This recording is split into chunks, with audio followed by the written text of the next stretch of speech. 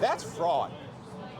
And I found that by pulling all my data into that data challenge, into that RAG database, generating PR facts, and it exposed some patterns.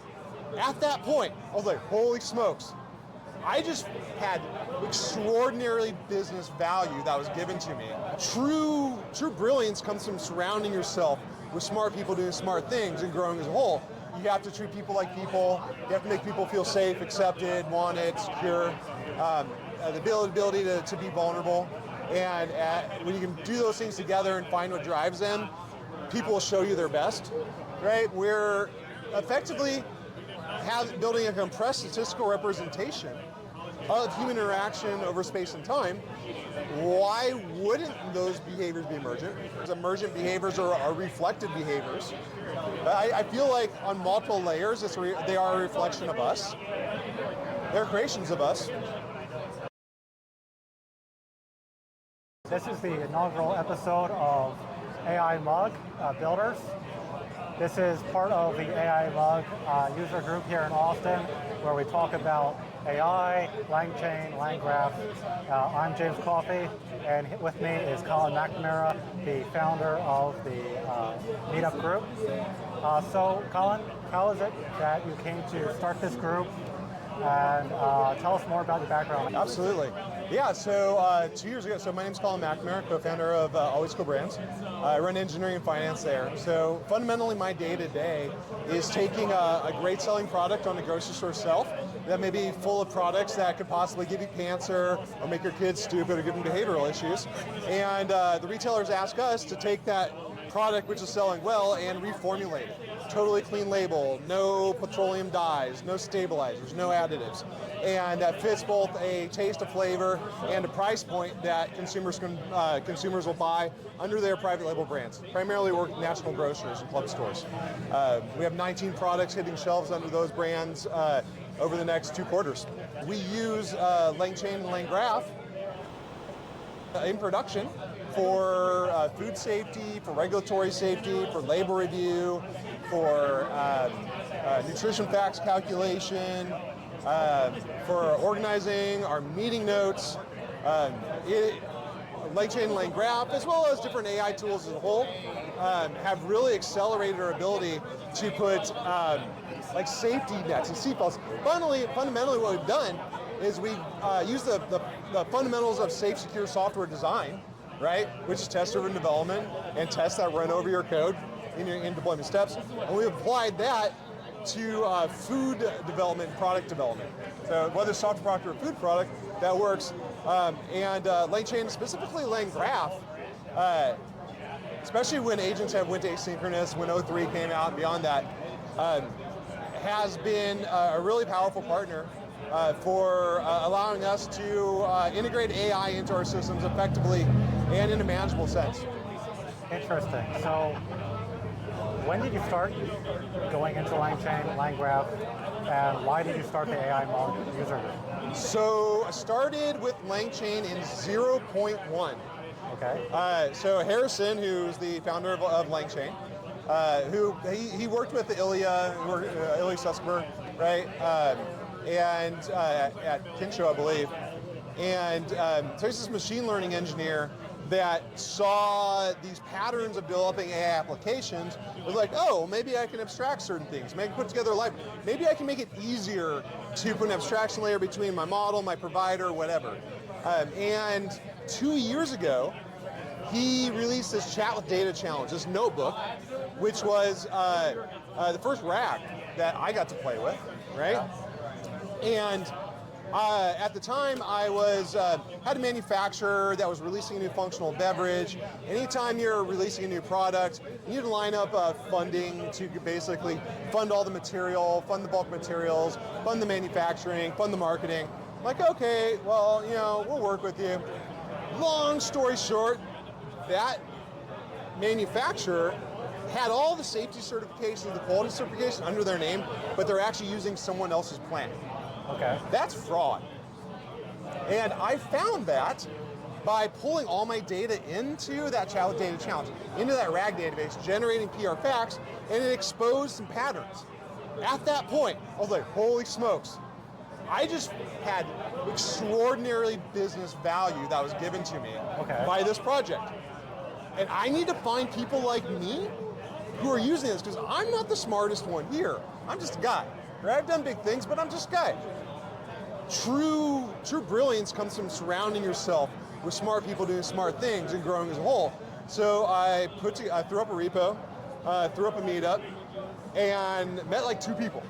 And had our first meetup review where I say, yo, I'm going to go through the code these crappy notebooks that I built, and I'm going to show you what I did and how I did, because I want to just get it out there.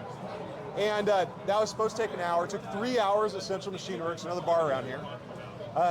And from 1 person came 2 people to 3 people to 4 people to 10 people to 20 people. And it just kept ballooning.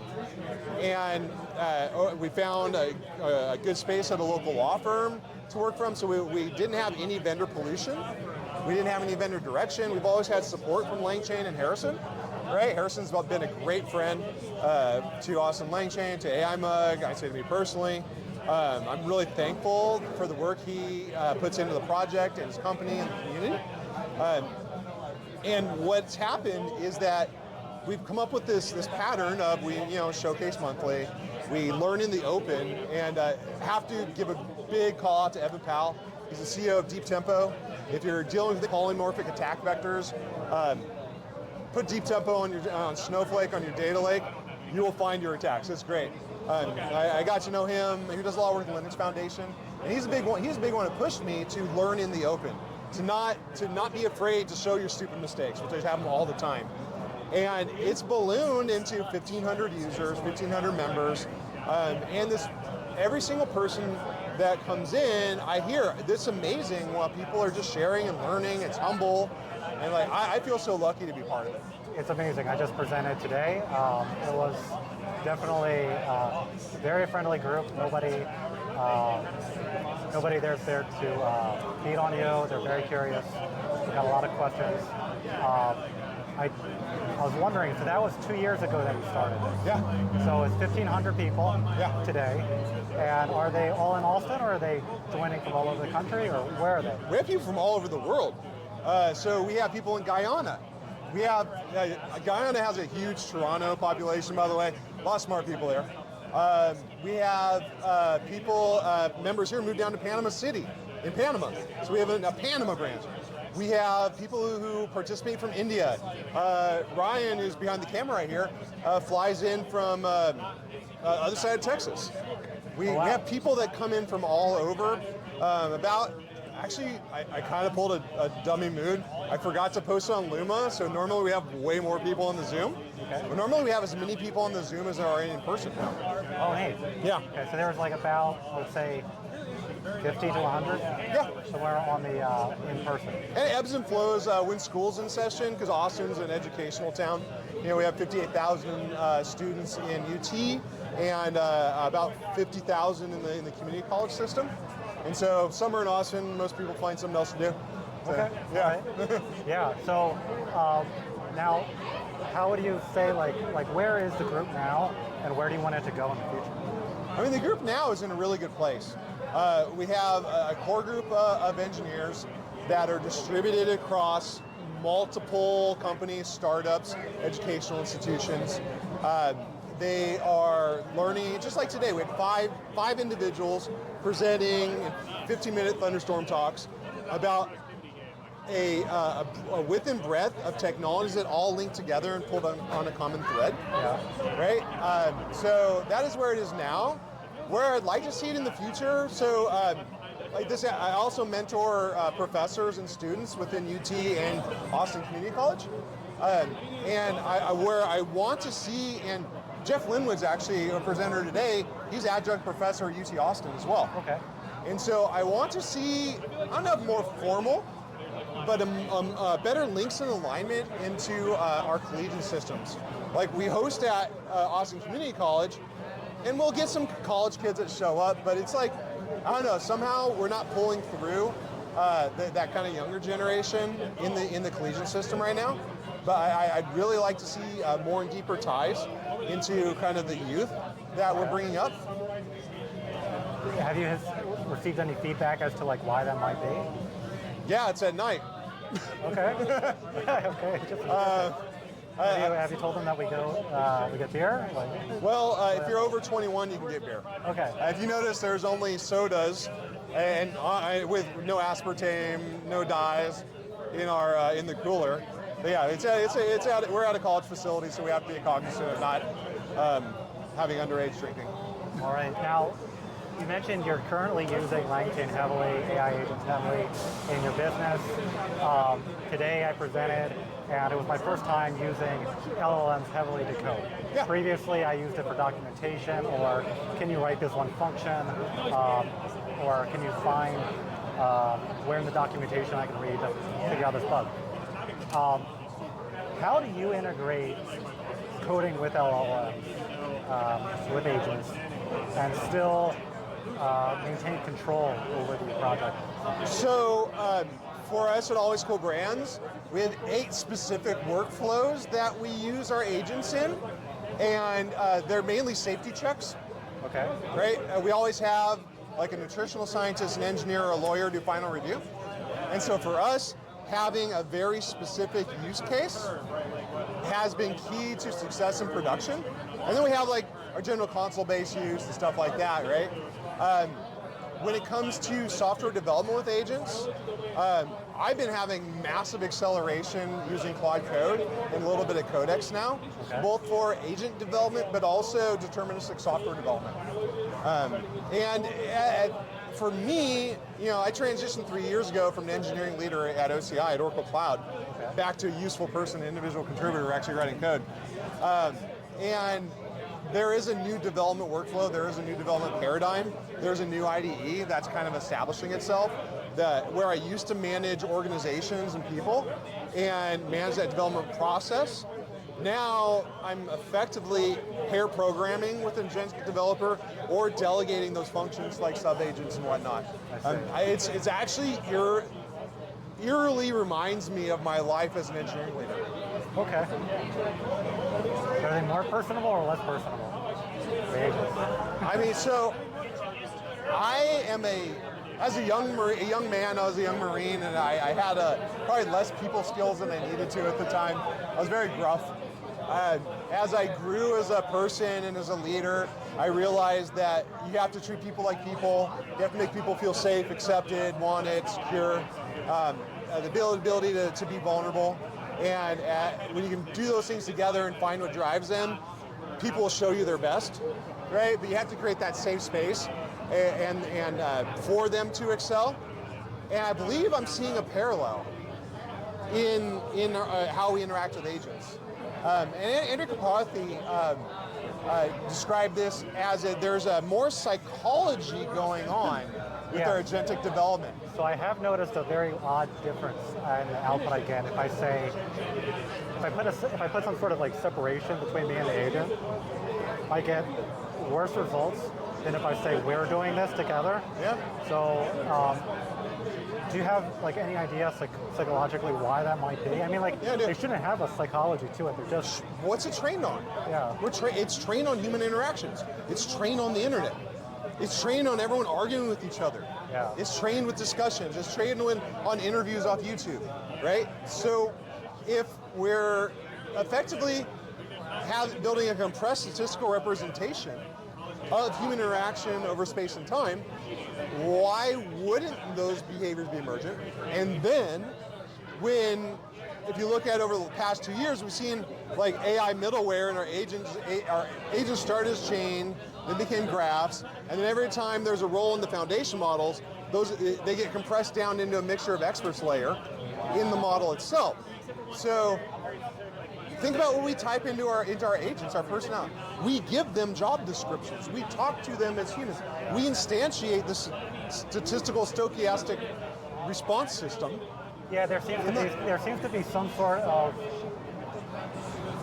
influence on thinking and like cognitive ability that collaboration brings, and not only that, like an instantiation of an identity.